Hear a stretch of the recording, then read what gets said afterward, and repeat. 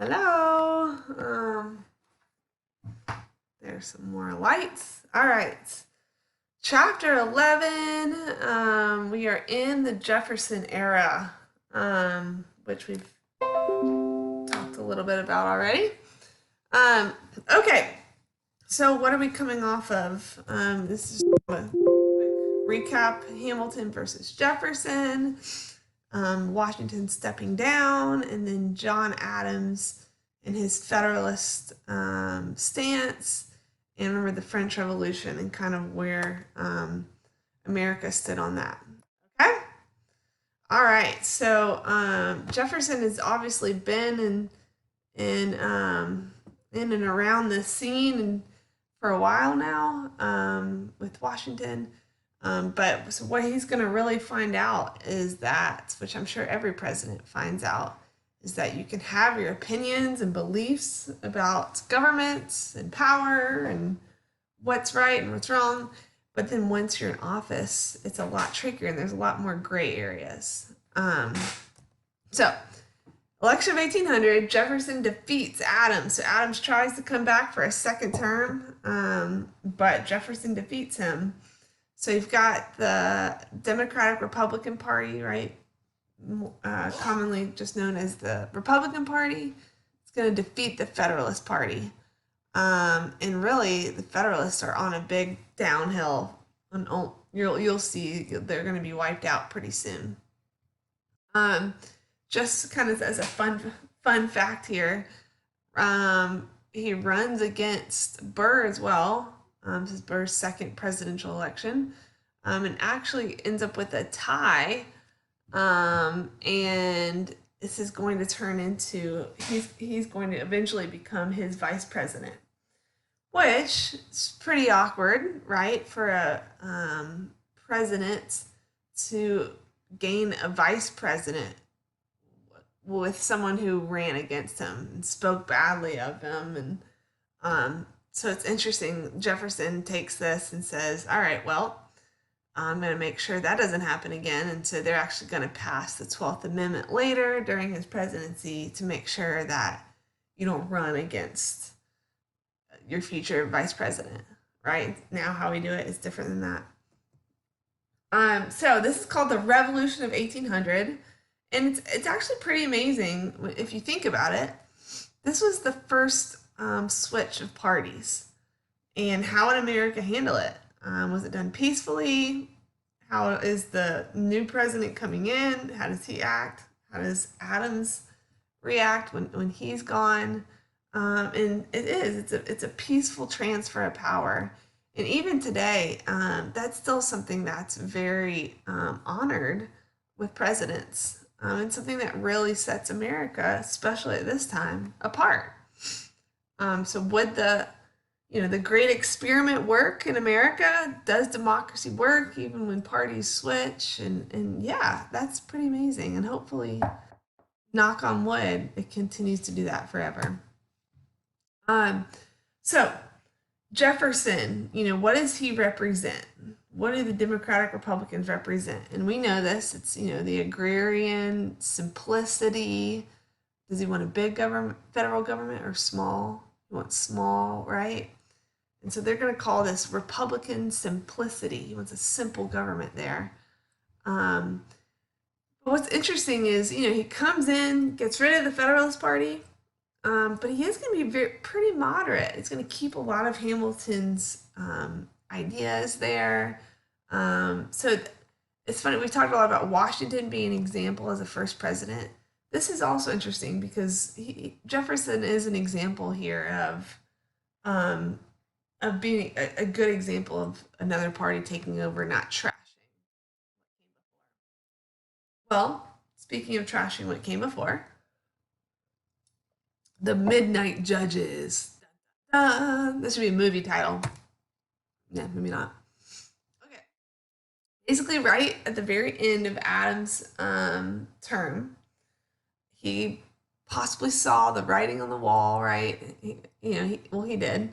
And he knew that he was going to lose power and step down. So they say that it was like the night before he was done, his last day in office. after they passed the Judiciary Act of 1801 and essentially created all of these federal judge positions. Well, we know how this works. The president's going to appoint all these federal judges. And do you think Adams would appoint Federalists or Republicans? Okay, so he kind of floods in all these midnight judges. That's what they call them, midnight judges, and they're all Federalists. Well, Jefferson does not like this. Well, let me go back real quick. He does not like this, and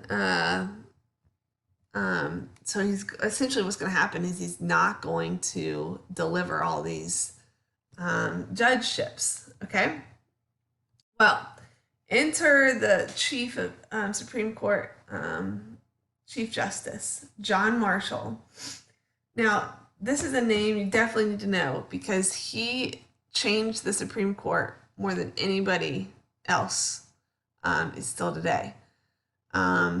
So basically and you'll see this, we're going to keep talking about him, but his decision here on this case is really going to set a lot of stuff ahead in the future. Okay, so Marbury, what he's going to do is he is one of these judges that was supposed to get appointed, but he doesn't get appointed because of Jefferson coming in. He sues. So he sues Secretary of State at that time, Madison, James Madison, and so it becomes this huge case. And John Marshall, okay, ready? This is what his decision was. And again, it's an important one. It's called judicial review. Essentially, what he said is, no, Marbury, like I'm going to toss your case out. Okay, and you're not gonna get your case here. However, the Judiciary Act was unconstitutional. Okay, this sounds like a win for the Republicans here, right?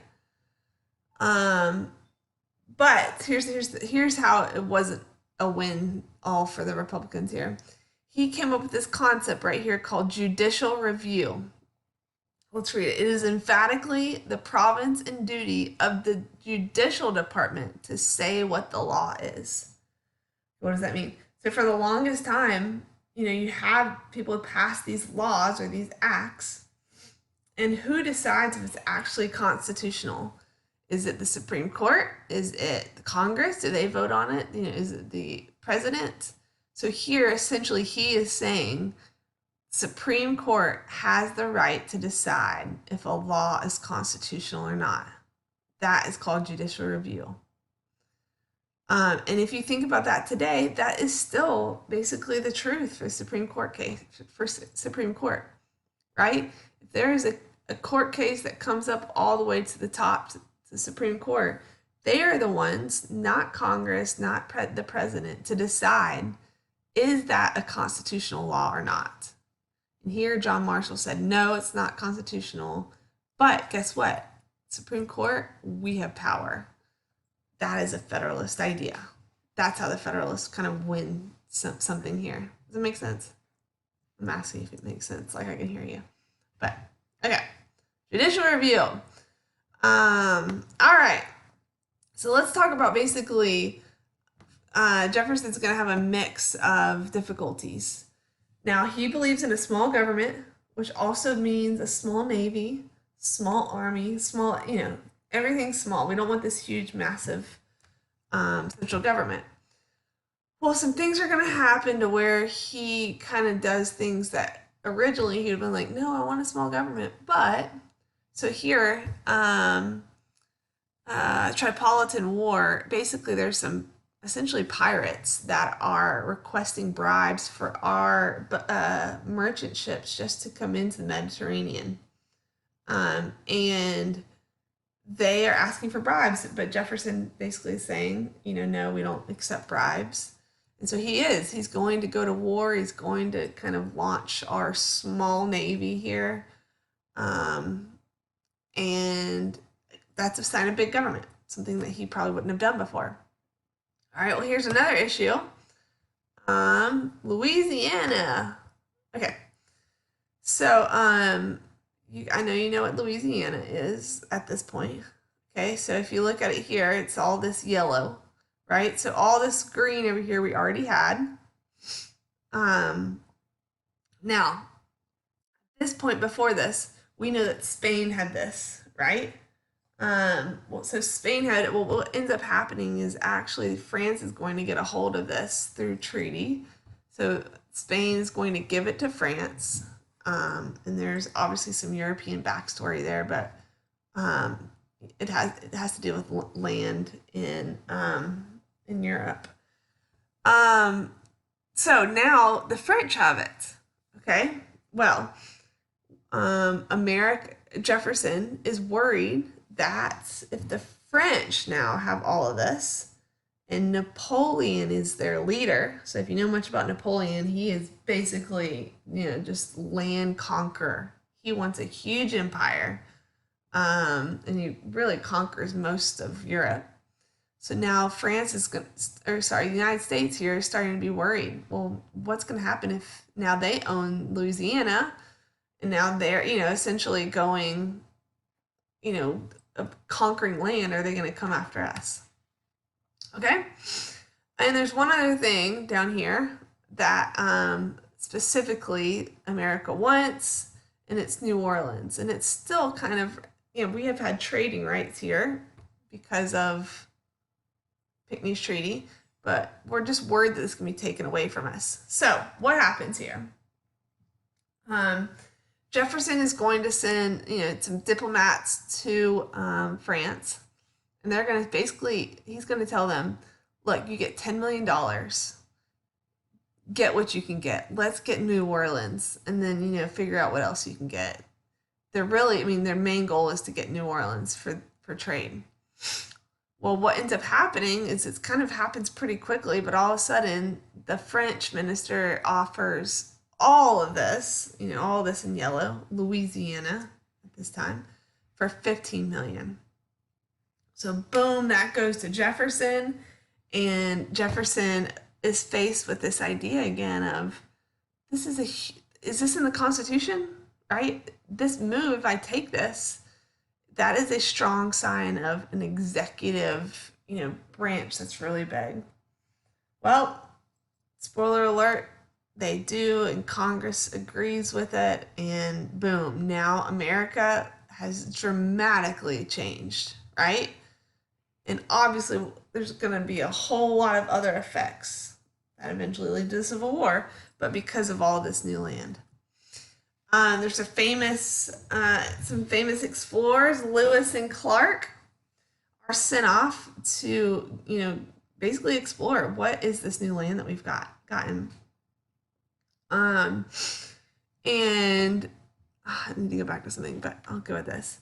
So basically, they go all the way, if you look at this, all the way over to the Pacific.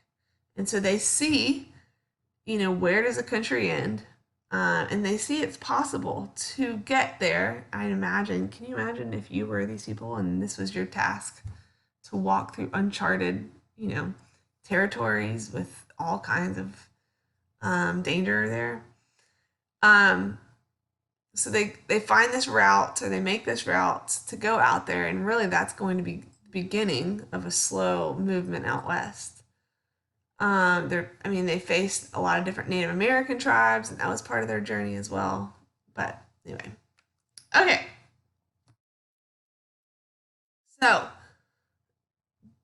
things have changed, right? We're just looking at this. This is where it stands now.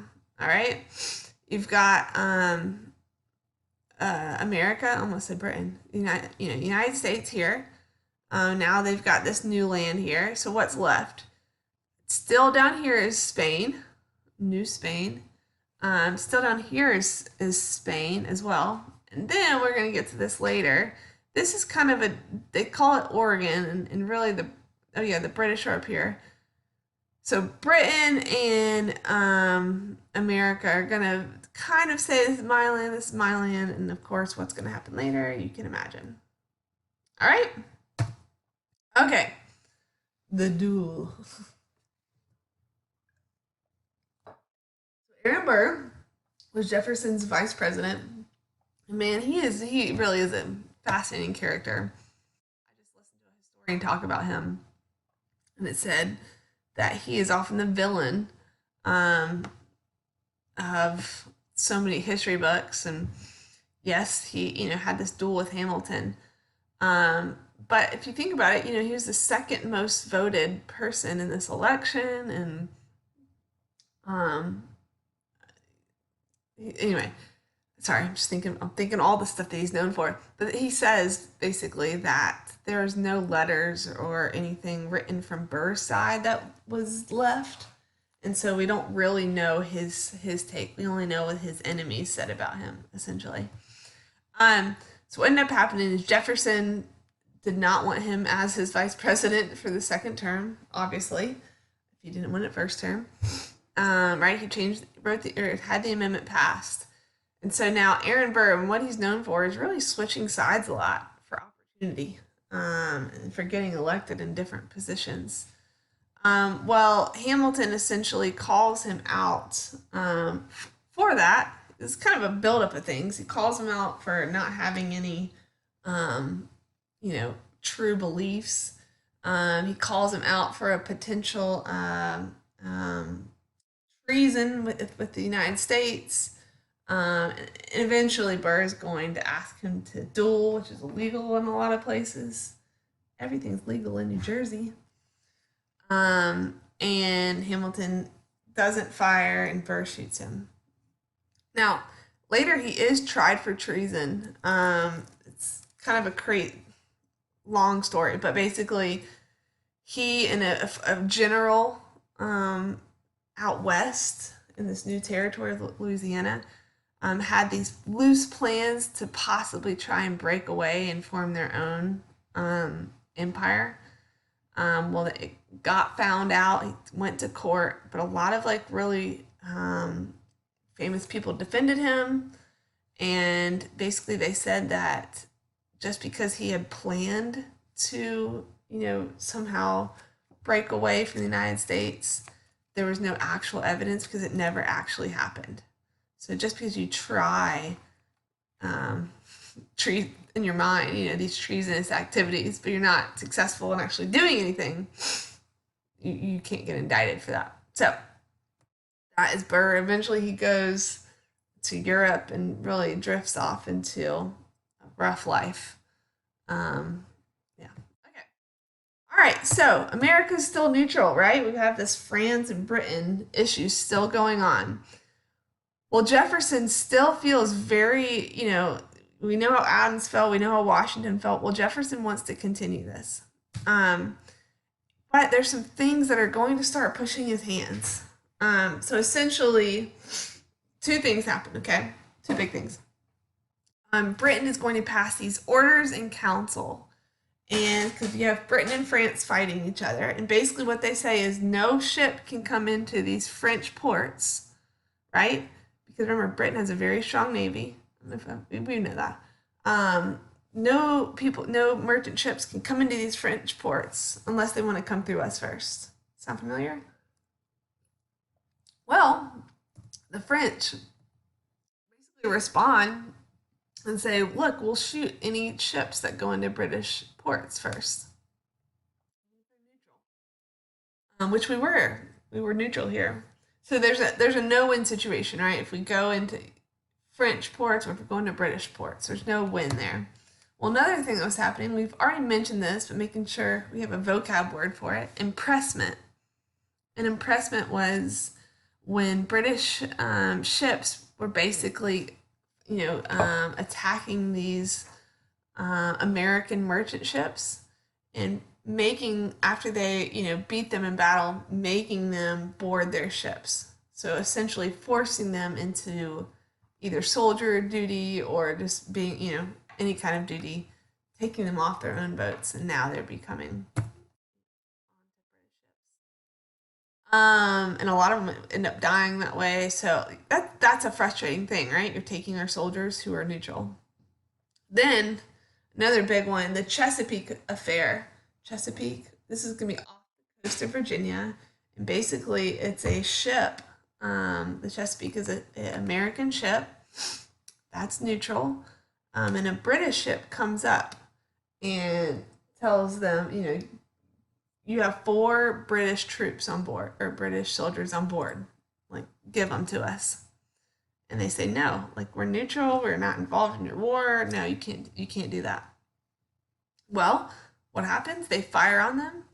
The British fire on the Chesapeake, the American Chesapeake, and you have men die and you have men get injured, and the ship really is off the coast of Virginia, not that far. The British take their men, and the ship comes back, but that is if you're only 10 miles off the coast of America, that is a very bold move. It's definitely not neutral, right, for Britain to do that. So Jefferson feels like his hand is forced here. He has to make a decision. But he also believes in neutrality. So he decides to hit them in the pockets, in the purse. We've talked about that already. So he passes the Embargo Act. And basically what it is, it says that American merchants cannot export, cannot trade with other countries, period. We are not trading. And what we're hoping to do is we're hoping that we can be self-sustaining over here, and that financially that will be a big enough pull to get either Britain to stop doing these things or France to stop doing those things. Well, what ends up happening? It hurts our economy. Shocker. It really shuts down our factories up north, shuts down our, obviously any kind of merchant shipping. People start to really hate this in America. Okay, I want you to, this grab me. Just seems weird, but it's embargo backwards. That's just a famous cartoon there. Okay, so over time, basically, Jefferson realizes at the very end of his term, his second term, this is not going to go well. This is not going well. This is hurting our economy more. So let's try something else. So they passed the Non-Intercourse Act. And essentially, they're like, okay, we can trade, but just not with Britain or France, because they're the main bullies here, right? So we can trade, all right? Let's open us back up, except to Britain and France. However, does this help a little bit? Yes, but overall, Britain and France are our main ones. Like, we need them. So now is the changing of the guard. Jefferson's second term is over. He's ready to move on. And now you got James Madison coming on board, right? There we go. James Madison, so Democratic Republican. We've talked about him already. So they have a new idea here. Macon's Bill number 2. And essentially what it says is that, okay, yes, we've opened back up except to Britain and France. Well, we need one of them. So it's kind of like, all right, whoever comes and kind of takes down their these neutrality laws, like the Orders in Council or the rebuttal from France, whoever cancels those first, we will work with them now. We will trade with them. So it's basically saying we need one of you who can come first and say you're sorry to us. Well, Napoleon, I was reading neutrality. Napoleon essentially sees this as his moment to win over the United States, aka to hurt Britain. So they begin shipping again with France, but not Britain. So this is the end of neutrality. We have chosen France. I'm sure Jefferson was the ambassador for a long time. So I'm sure in his head he's like, look, we gave you every chance here. Just messed that up. Diplomat to France. I'm sure he was feeling strongly about that. Sorry about that. Okay, so They decide it's time to go to war. Oh, I have to say one thing. Forgot about this. This is a big effect here of the Embargo Act. Although it really hurt our economy, it also forced, especially in New England, for us to open up some new factories. This is early, not Industrial Revolution like you're thinking. Some manufacturing of things that we hadn't manufactured because we imported it from England, from France. So it actually did help our manufacturing in New England. Now, fast forward real fast to the Civil War, they're going to have an advantage. They're ahead in manufacturing. Okay. All right. So now comes this idea of, okay, should we go to war? And now you have your war hawks. Basically, you're going to hear that term again. War hawks are people that are supporting war. Or you have your Federalists who do not want war. And yes, war hawks, overgeneralization for a lot of Republicans. But that, those kind of were some of the main people that supported the war. Okay, I'll come back to that. All right. Well, another area, we're almost done. Another area here that was starting to cause trouble again was out in the western parts of the United States, and these Native Americans.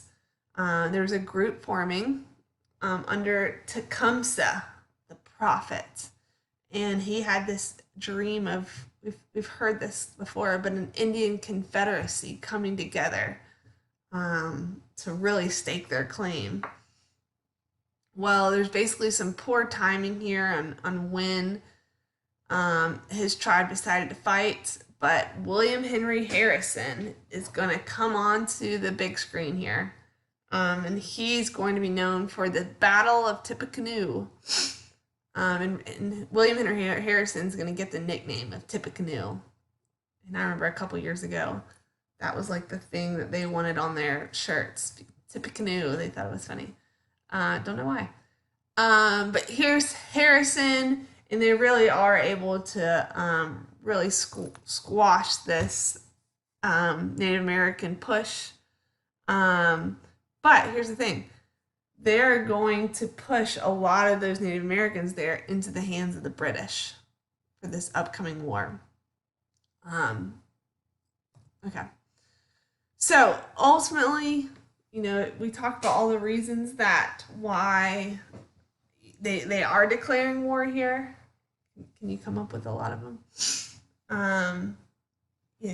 Orders in Council, impressment, the Chesapeake, Native Americans. And another big one is this is their first, they've had the revolution, right? This is their first war of asserting themselves as their own independent nation. And they feel that kind of desire, yeah, we're the younger brother, but look, we can defend ourselves. We are here to show who we are. Now it's interesting if you look at kind of who supported and who opposed it. And thinking about why, but support in the South and in the West. Okay, ready? So this is kind of a stretch. War against Britain means that they probably supported France, which that's a little bit of those Democratic Republicans, the farmer type, which is that agrarian. So you got your South and your West Republicans versus your North and South Federalists. So why would Federalists not want the war? Federalists tend to be grouped as a little bit more money. Doing better with trade with Britain, the way things were. Kind of supporting. There's a big financial connection there. Okay. All right. Look, we did it. Boom. That was fast. All right. See you guys. Great job. Oh, yeah. Well, it's too late. Okay, bye.